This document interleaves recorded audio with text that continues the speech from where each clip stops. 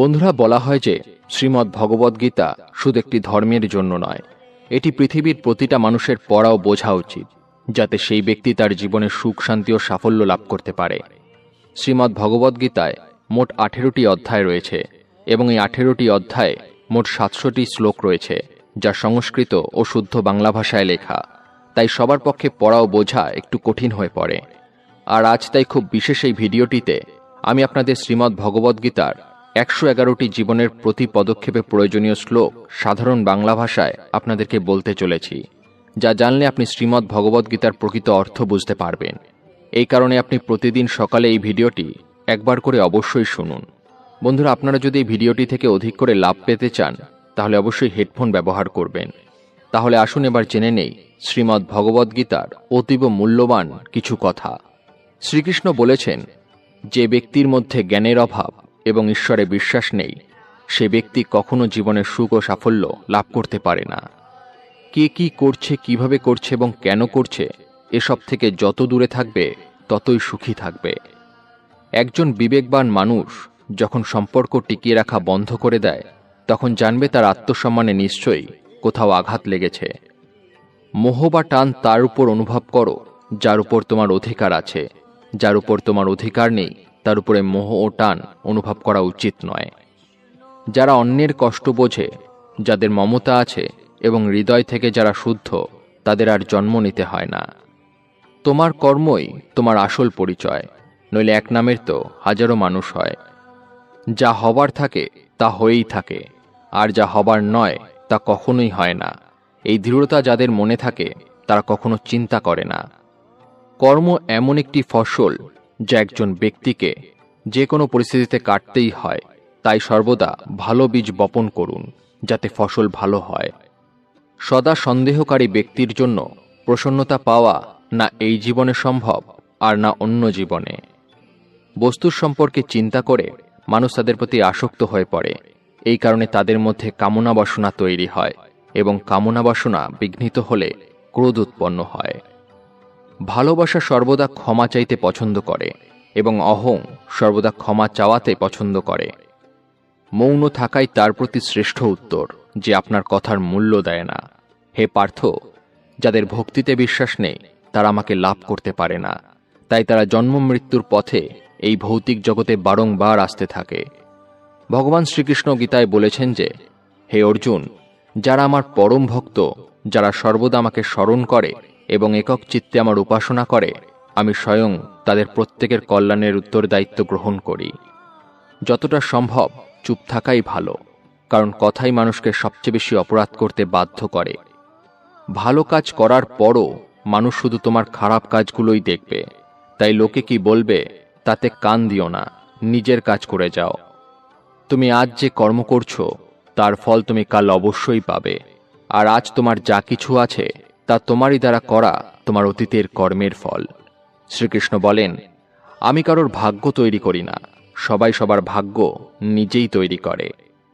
ভালো উদ্দেশ্য নিয়ে করা কাজ কখনো বৃথা যায় না, আর তুমি তার ফল অবশ্যই পাবে।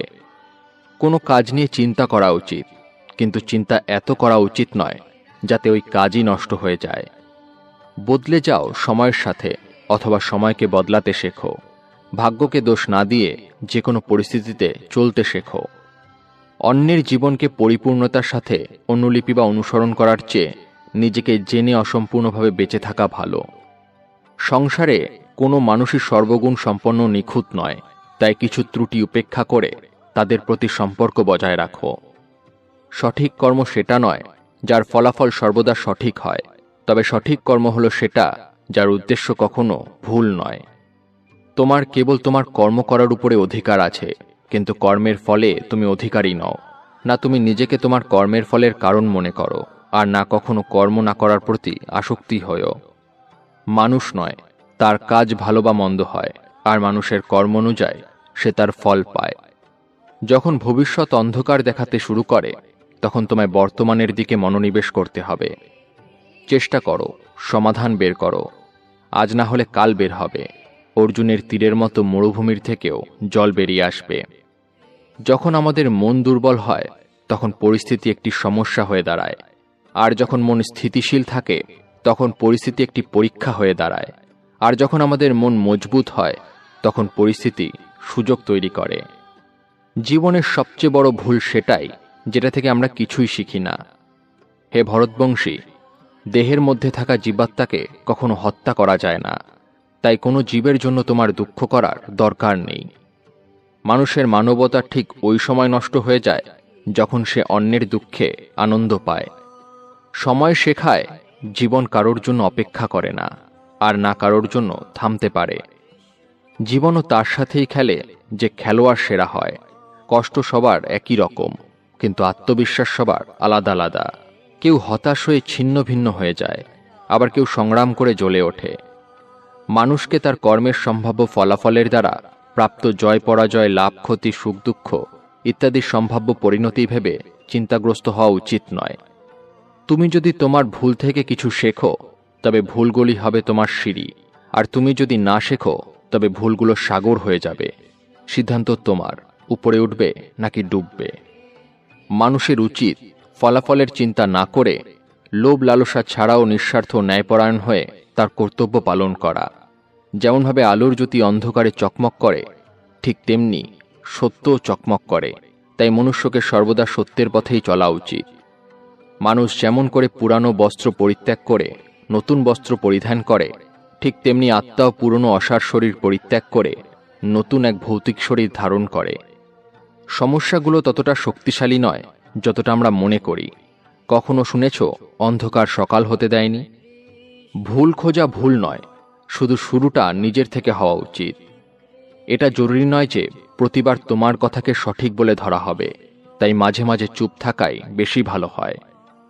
যে যত শান্ত হয় সে ততই গভীরভাবে তার বুদ্ধির প্রয়োগ করতে পারে।